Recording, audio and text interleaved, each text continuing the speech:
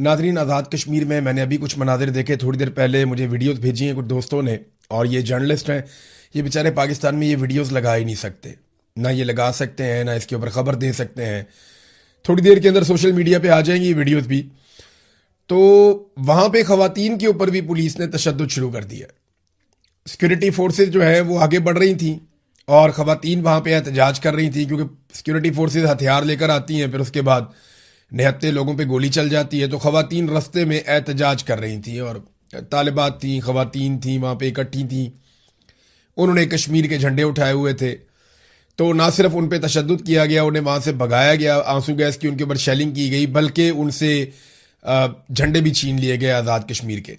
یہ بڑی تکلیف دہ بات ہے. میں جب یہاں پہ لندن میں احتجاج کرنے گیا تھا نا، تو مجھے کئی لوگ ملے اور انہوں نے کہا یار پہلی دفعہ ہماری خواتین کو گھر سے باہر آنا پڑا ہے، یہ ریاست نے ہمارے ساتھ بڑا ظلم کیا. تو میں نے کہا جی وہ اپنے حق کے لیے احتجاج کے لیے. انہوں نے کہا نہیں، ہماری خواتین، ہماری یہ روایات نہیں، ہماری خواتین باہر نہیں آتی تھی، لیکن انہوں نے ہمیں مجبور کیا، خواتین کو مجبور کیا کہ انہیں باہر آنا پڑا احتجاج کرنے کے لیے. اتنا زیادہ ظلم کیا جا رہا ہے. تو یہ مناظر میں نے خود دیکھے ہیں ابھی. اب مشال ملک صاحبہ کو لایا گیا، ان کو لا کے ایک پریس کانفرنس کروائی گئی. گو کہ وہ یہ بات کر رہی تھی کہ پرامن طریقے سے بیٹھ کر اس مسئلے کو حل کریں. جنگوں کے بعد بھی یہ مسئلے بیٹھ کر ہی حل ہوتے ہیں. وہ یہ بات ٹھیک کر رہی تھی، غلط نہیں کر رہی تھی. یہی بات میں پہلے دن سے کہہ رہا ہوں، جب خون نہیں بہا تھا میں تب بھی کہہ رہا تھا کہ بیٹھ جائے نا، بیٹھ کے بات کریں. کوئی یہ دشمن ملک تو نہیں ہے، پاکستان ہے، ہمارے اپنے لوگ ہیں، ہماری اپنی فورسز ہیں، کشمیری بھی ہمارے بھائی ہیں. تو یہ تو نہیں ہو سکتا کہ آپ ان کو گولی کی زبان میں بات کریں، ظلم اور جبر کا سہارا لیں. اب وہ کہتے ہیں 100 سے زائد لوگ ہمارے شہید ہو گئے ہیں، وہ یہ بھی کہتے ہیں ہماری لاشیں غائب کی جا رہی ہیں. تو مشال ملک صاحبہ آئی ہیں اور انہوں نے آ کر فوج کو کہا جی فوج کی تو کوئی ذمہ داری نہیں ہے اس سارے معاملے میں. یعنی انہوں نے ملٹری کو اس سارے معاملے میں بے گناہ قرار دے دیا اور سارا کا سارا ملبہ اٹھا کر انہوں نے سیاستدانوں پہ ڈال دیا. یہ نا پرانا طریقہ کار ہے. ملٹری اسٹیبلشمنٹ ہمیشہ جب گند مارتی ہے نا، تو اس کے بعد اپنے بندے لانچ کرتی ہے جو آ کر یہ پروپیگنڈا کرتے ہیں کہ اس کے اندر ملٹری کا کچھ لینا دینا نہیں ہے. یہ تو سیاستدانوں کی غلطی ہے. آپ کو یاد ہے پاکستان ٹوٹنے پہ جنرل باجوہ کا سٹیٹمنٹ؟ جنرل باجوہ یہ کہتا تھا کہ وہ ایک سیاسی غلطی تھی اور وہ ایک سیاسی ناکامی تھی، فوج کا اس میں کوئی قصور نہیں تھا. حالانکہ 90,000 فوجی ہمارے ہتھیار پھینک کے وہاں پہ قیدی بن گئے تھے. دنیا کی تاریخ کا سب سے بڑے سرنڈرز میں سے وہ سرنڈر تھا جو پاکستانی فوج نے بھارتی فوج کے سامنے ہتھیار پھینکے اور 90,000 قیدی بن گئے. اور پھر ایک ظلم و ستم کی ایک داستان ہے جو وہاں پہ رقم ہوتی ہے. تھوڑی دیر پہلے خبریں آ رہی تھی کہ ہم فتح کر رہے ہیں، بہترین ہے، زبردست ہے، شاندار ہے، سب اکٹھے کھڑے ہیں، تھوڑی دیر کے بعد سرنڈر ہو گیا. تو ایک بہت بڑی شرمندگی پاکستان کے ساتھ چلتی ہے. بھارت کے تمام جو بڑے بڑے دفاتر ہیں ملٹری کے، وہاں پہ انہوں نے وہ تصاویر لگائی ہوئی ہیں پاکستان کی جانب سے سرنڈر کی، اور اس کو وہ ایک بہت بڑی وار ٹرافی کے طور پہ دیکھتے ہیں. انفارچونیٹ ہے لیکن ہے. تو بات چیت تو آپ کو کرنی پڑتی ہے، بیٹھنا پڑے گا، بات چیت کرنی پڑے گی. اس وقت بھی جو ہے نا وہ فوج یہ کہتی تھی ہمارا تو قصور نہیں تھا، پولیٹیکل لوگوں کا قصور ہے. آج بھی وہ یہی کہہ رہے ہیں. دیکھیں ان کی پالیسی غلط ہے. یہ ڈنڈے کے زور سے اقتدار پہ کنٹرول رکھنا چاہتے ہیں. دیکھیں ایک پالیسی ایک دفعہ کام کرے نا تو آپ کہتے ہیں ٹھیک ہے ہم دوسری دفعہ بھی اس کو اپلائی کرتے ہیں. دوسری دفعہ کام کرے تو آپ کہتے ہیں جی ہم ایک دفعہ اور اپلائی کرتے ہیں. لیکن ایک پالیسی آپ کی روزانہ ناکام ہو جائے تو پھر آپ دوسری دفعہ اسے کیسے استعمال کر سکتے ہیں؟ یہی پالیسی آپ کی بنگلہ دیش میں ناکام ہوئی. کیا وہاں پہ امن آ گیا؟ آپ نے ڈنڈا اور گولی چلائی، نہیں آیا. آپ نے بلوچستان میں ڈنڈا اور گولی چلائی، امن آ گیا، نہیں آیا. کراچی میں آج بھی قتل و غارت گری ہوتی ہے، آپ نے ڈنڈا اور گولی چلائی، امن نہیں آیا. قبائلی علاقوں میں آپ نے آپریشنز کیے، ڈنڈا اور گولی چلائی، سب کچھ کیا، کیا امن آیا؟ نہیں آیا. بھئی جب یہ پالیسی غلط ہے تو آپ پورے پاکستان کو بد امنی میں کیوں جھونک رہے ہیں؟ طریقہ کار تو یہ ہونا چاہیے کہ آپ پولیٹیکل لوگوں کو موقع دیں، پولیٹیکل انتظامیہ بات چیت کے ذریعے سے رستے نکالے. جہاں پہ طاقت کا استعمال کرنا ہے وہاں پہ قانونی طاقت کا استعمال کیا جائے، عدالتوں کو اس کے اندر شامل کیا جائے. یہ کیا بات ہوئی کہ آپ نے بندوق اٹھائی اور 50-40 بندے مار دیے، اور بندے مارنے کے بعد آپ سینے پہ ہاتھ مار کے کہتے ہیں جی فرق ہی کوئی نہیں پڑتا. وہ ابھی فیلڈ مارشل عاصم منیر صاحب کی ایک ویڈیو وائرل ہو رہی ہے جس میں وہ طلباء کے تھے بیچارے سوال ہی نہیں کر سکتے، انہیں سوال کرنے کی اجازت ہی نہیں ملتی.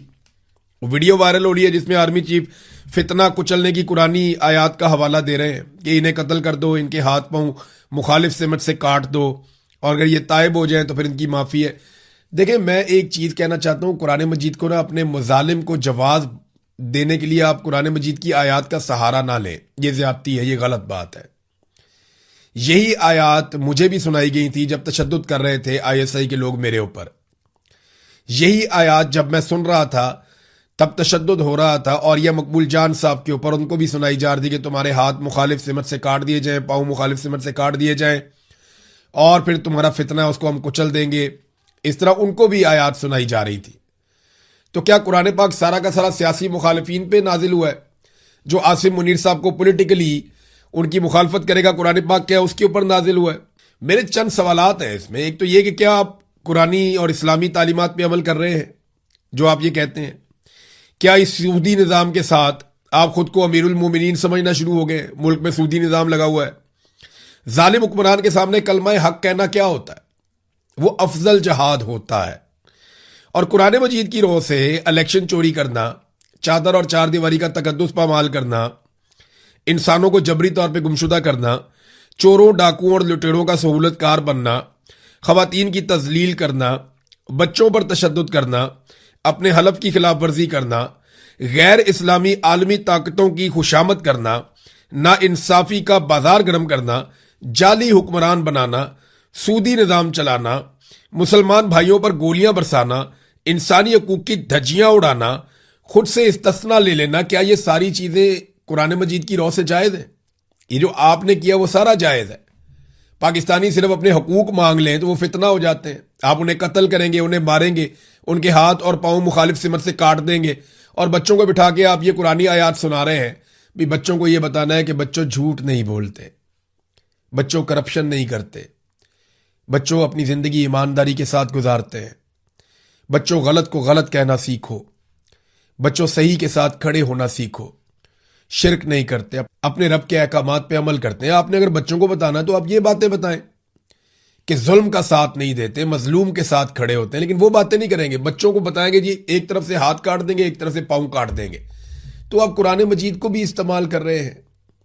اگر پاکستان, یہ صرف آپ نے نہیں پڑھا ہوا قرآن مجید فیلڈ مارشل صاحب, یہ پورے پاکستانیوں نے پڑھا ہوا ہے. پاکستانیوں نے اگر قرآن مجید کی آیات کا حوالہ دینا شروع کر دیا نا تو یہاں پہ لوگوں کو منہ چھپانے کا موقع بھی نہیں ملے گا, جگہ بھی نہیں ملے گی. قرآن مجید میں اتنی کلیئرٹی ہے ظلم کو اور ظالموں کو لے کر. مظلوموں کے لیے قرآن مجید میں کیا ہے وہ بھی آپ وہاں پڑھ لیں جا کے. بے شمار قرآن مجید کی آیات ہیں جو آج ان کو جو ہے وہ پسے پشت ڈالا جا رہا ہے. فضل الرحمان خود کہتے ہیں کہ جی قرآن مجید کے خلاف جو ہے وہ یہاں پہ قانون سازیاں ہو رہی ہیں. آپ کا اپنا قریبی مولوی ہے نا, بہت تعلق والا ہے آپ کا, اسی لیے اس کے اوپر ابھی تک آپ نے مقدمہ بھی درج نہیں کیا. اور فضل الرحمان کو آپ نے موقع بھی دیا ہوا ہے کہ چڑھ کے رہو, ہیرو بن جاؤ, ہمیں گالیاں دو, پاکستان تحریک انصاف سے اس کی مقبولیت چھین لو. اسی لیے فضل الرحمان کو فری ہینڈ دیا ہوا ہے نا. اس کے اوپر تو تمام تر بیانات دینے کے باوجود ایک مقدمہ آپ نے درج نہیں کیا, جبکہ عمران خان کی بہنوں پہ مقدمات درج کر رہے ہیں. ذرا آجے واپس وہ پہلے والی بات کے اوپر بھی, واپس میں عمران خان صاحب کی بہنوں والے معاملے پہ آؤں گا. اب یہ ناظرین مشال ملک آئی ہیں, وہ یہ کہتی ہیں کہ جناب یہ فوج کا قصور نہیں ہے, یہ قصور جو ہے وہ سیاستدانوں کا ہے, سیاستدان ذمہ دار ہیں جو کچھ بھی ہوا ہے. یہ مشال ملک صاحبہ کہہ رہی ہیں. لیکن سیاستدان تو بیچارے نہ 3 میں نہ 13 میں, وہ بیچارے روتے پٹتے رہتے ہیں کہ نہ ہمیں اقتدار ہماری مرضی سے ملتا ہے, نہ ہم فیصلے اپنی مرضی سے کر سکتے ہیں. آج پیپلز پارٹی کی وہاں پہ حکومت ضرور ہے, وہ ہر گند کی سہولت کار ضرور ہے, لیکن اصل کاروائی تو وہاں پہ ایجنسیاں ڈال رہی ہیں.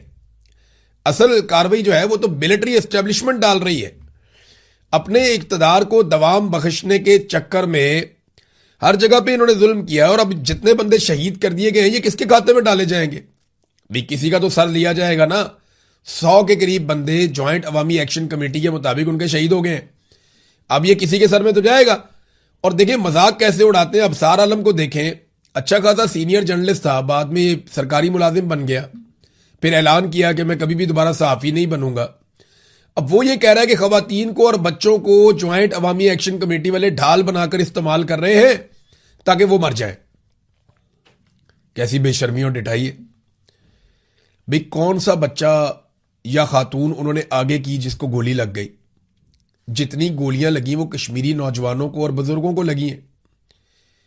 وہ تو جیسے ہی ان کو پتا چلتا ہے کہ کریک ڈاؤن ہو رہا ہے یا ہونے والا ہے، وہ سب سے پہلے اپنی خواتین کو اور بچوں کو محفوظ بناتے ہیں۔ یہ کیسی بے شرمی ہے اور بے غیرتی والا سٹیٹمنٹ ہے، یعنی مجھے سمجھ نہیں آتی کہ یہ کیسے لوگ ہیں، ان کے سینے میں دل ہی نہیں ہے۔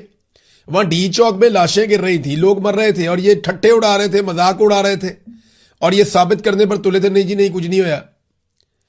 ان کے سینے میں دل ہی نہیں ہے، ان کو لگتا ہی نہیں ہے کہ کسی کا خون بہہ گیا، کوئی فرق ہی نہیں پڑتا انہیں۔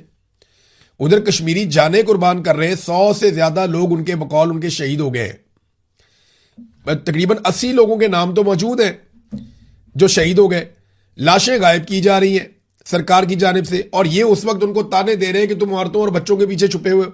ایک عورت کو بھی اور ایک بچے کو بھی انہوں نے ایسے وہ گولیوں کے سامنے نہیں کیا، انہوں نے سارے مناظر سب کے سامنے ہیں، سب کچھ سب لوگ دیکھ رہے ہیں، اور ہر چیز کو وہاں پہ فلمایا جا رہا ہے۔ انٹرنیٹ کی بندش کی وجہ سے چیزیں سامنے نہیں آتی، لیکن چیزیں سامنے آئیں گی۔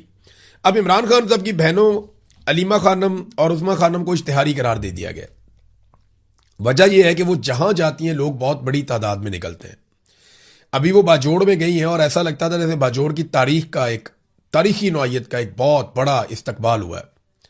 اب یہ لوگ اگر اس طرح اکٹھے ہو رہے ہیں جیسے علیمہ خانم کر رہی ہیں، اب جہاں جہاں وہ جاتی ہیں بہت بڑے ہجوم نکلتے ہیں۔ اگر یہی لوگ اپنے اپنے ایم پی ایز اور ایم این ایز کے ساتھ چل پڑیں اور ایک بڑے ہجوم کی شکل اختیار کریں تو 4-5 لاکھ لوگ اگر چل پڑیں اسلام آباد کی طرف، یہ سوال ہی پیدا نہیں ہوتا کہ کبھی اپنے پیروں پہ حکومت کھڑی رہ پائے۔ دیکھیں یہ گولی کب چلاتے ہیں، یہ مارتے کب ہیں۔ جب یہ ہیلی کاپٹر پہ جا کے اوپر سے دیکھتے ہیں کہ نیچے 25,000 30,000 50,000 بندہ ہے تو یہ کہتے ہیں ٹھیک ہے ہم مینج کر لیں گے، لیکن جس دن انہوں نے ہیلی کاپٹر سے دیکھا کہ نیچے 2 لاکھ بندہ ہے یا 4 لاکھ بندہ ہے، اس دن ان کی ہوا نکل جائے گی، پھر یہ نہیں لڑ پائیں گے۔ یہ لاشیں گراتے ہیں صرف اس لیے کہ ان کو اس بات کا اندازہ ہے کہ لوگ منتشر ہو جائیں گے۔ آج کشمیر میں ان کے گلے میں پڑ گئی ہے، ان کو مصیبت اس بات کی ہے کہ کشمیری منتشر نہیں ہو رہا ہے۔ جب وہ لاشیں گراتے ہیں وہ لاشیں اٹھا کے دفنا لیتے ہیں اور اس کے بعد دوبارہ سے اپنے احتجاج پہ آ جاتے ہیں۔ اب جو لوگ منتشر نہیں ہو رہے، واپس نہیں جا رہے، بھاگ نہیں رہے، چھپ نہیں رہے اور مرنے کے لیے تیار ہیں، تو پھر آپ کے پاس 2 ہی آپشن ہوتے ہیں، یا تو آپ ان کی بات مانیں یا پھر آپ ان کو مارتے چلے جائیں۔ تو ابھی تک تو انہوں نے جو آپشن لیا ہوا ہے وہ یہی ہے کہ یہ ان کو مارتے ہی چلے جا رہے ہیں، مارتے ہی چلے جا رہے ہیں۔ ناظرین، انصار عباسی نے بھی اعتراف کر لیا ہے بالآخر۔ انصار عباسی نے کہا کہ مینڈیٹ تو دونوں کا ہی جعلی ہے، فارم 47 کے اوپر پی ایم ایل این کو دیا گیا، بالکل ٹھیک بات ہے، لیکن جو مینڈیٹ ہے وہ پیپلز پارٹی کا بھی جعلی ہے، ان کا صدر بھی اسی مینڈیٹ کے ساتھ ہی بنا ہے۔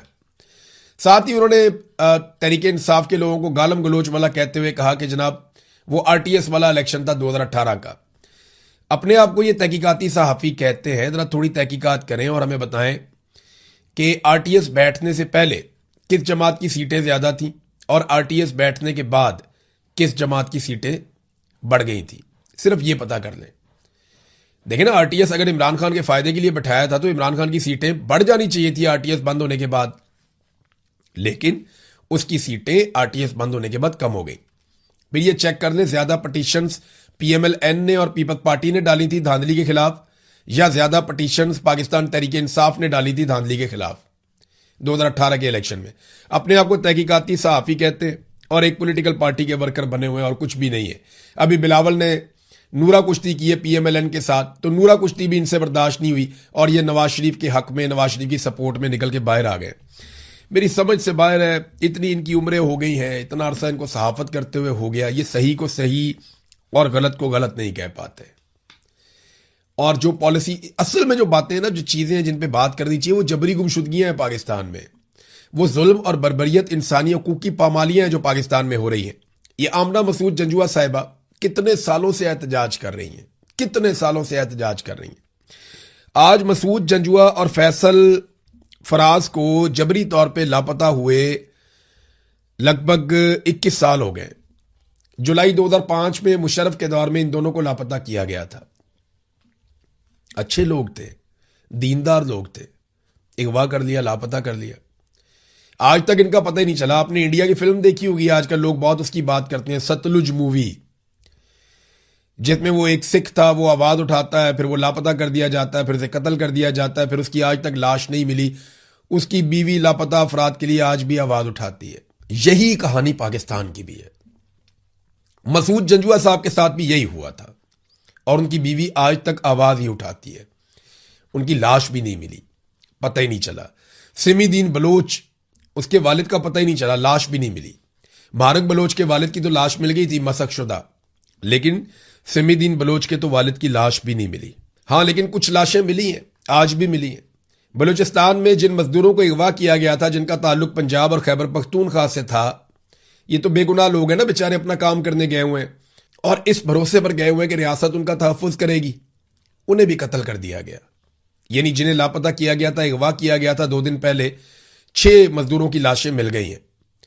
اب میرا سوال یہ ہے کہ پھر آپ بازیاب کس کو کرواتے ہیں؟ کوئی ایک واقعہ بتائیں، کوئی ایک جگہ بتائیں جہاں پہ مغویوں کو بازیاب کروانے میں پاکستان کی سیکورٹی فورسز کامیاب ہوئی ہوں۔ اتنی کمانڈو ٹریننگ، اتنا سارا پیسہ، اتنے سارے ہتھیار، اتنا سارا جدید ساز و سامان، یہ سب کچھ لے کر دینے کا کیا فائدہ ہے جب کبھی بھی آپ کسی کو بازیاب نہیں کروا سکتے؟ سابق وزیر اعظم یوسف رضا گیلانی کا بیٹا اغوا ہو گیا تھا اور بازیاب نہیں ہو سکا، وہ کسی حادثے کے نتیجے میں چھوٹ کے نکل کے آ گیا تھا، تو یہ بازیاب تو اس کو بھی نہیں کروا سکے تھے۔ یہاں پہ بڑے بڑے لوگ جو ہیں وہ اغوا ہو جاتے ہیں، بازیاب کروانا تو سوال ہی پیدا نہیں ہوتا، یہ پیسے پوسے دے کے ڈیمانڈز تسلیم کر کے ان کے بندے چھوڑ کے اپنے بندوں کو لے کر آتے ہیں۔ تو پروفیشنل فورسز کہاں گئی؟ کہاں ہے پروفیشنلزم جس میں بازیابیاں کروائی جاتی ہیں، لوگوں کو نکلوایا جاتا ہے، چھڑوایا جاتا ہے؟ کیا یہ سارا کچھ ہم ڈراموں میں ہی دیکھتے ہیں، فلموں میں ہی دیکھتے ہیں؟ بھئی پریکٹیکلی جائیں، جا کر لوگوں کو بازیاب کروائیں۔ یہ مزدور کیا کسی کے بیٹے، کسی کے شوہر، کسی کے ماں باپ نہیں تھے؟ یہ کسی کے باپ نہیں تھے؟ یہ بیچارے وہاں پکڑے گئے، ان کے بچے نہیں تھے، ان کی جانیں قیمتی نہیں تھی، انہیں بازیاب کروانے کے لیے کوئی گیا ہی نہیں، اور یہ مزدور شہید ہو گئے اور ان کی اب لاشیں برآمد ہو گئی ہیں۔ ناظرین، اس وقت پاکستان میں جتنے بھی اعداد و شمار ہیں وہ سارے کے سارے تباہی کی داستان سنا رہے ہیں، مگر حکومت اور اسٹیبلشمنٹ میڈیا پہ لگاتار دباؤ ڈال رہی ہے، اور بھی ایک تازہ دباؤ ڈالا گیا کہ آپ مثبت رپورٹنگ کریں۔ دیکھیں، اس ماحول میں سرمایہ کاری کون کرے گا پاکستان میں؟ کشمیر میں جو ہے وہ 100 سے زائد شہادتیں کہی جا رہی ہیں، سیکورٹی فورسز جو ہے وہاں پہ لاشیں غائب کر رہی ہیں، ان کے اوپر یہ الزام ہے۔ بلوچستان خیبر پختونخوا جل رہا ہے، سندھ اور پنجاب کی بیڈ گورننس کے خوفناک مسائل ہیں، جعلی حکومتیں ہیں، عدم برداشت بڑھ گئی ہے، سیاسی عدم استحکام ہے، CCD جیسے گھنونے اقدامات لیے جا رہے ہیں، غیر ملکی خواتین کا پاکستان میں ریپ ہو جاتا ہے۔ ایسے ماحول میں کون آئے گا اور آ کر پاکستان میں سرمایہ کاری کرے گا؟ یہ سوال صرف ہمارے حکمران اپنے آپ سے پوچھ لیں۔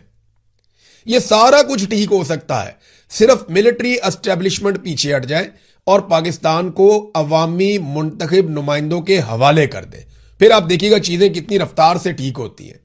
آپ نے 70 سال میں، 75 سال میں جو چیزیں برباد کی ہیں نا، انشاءاللہ 15 سے 20 سال میں پاکستانی اس کو بالکل ٹھیک کر دیں گے، لیکن 15 سے 20 سال تک آپ اپنی حدود کے اندر رہیں گے۔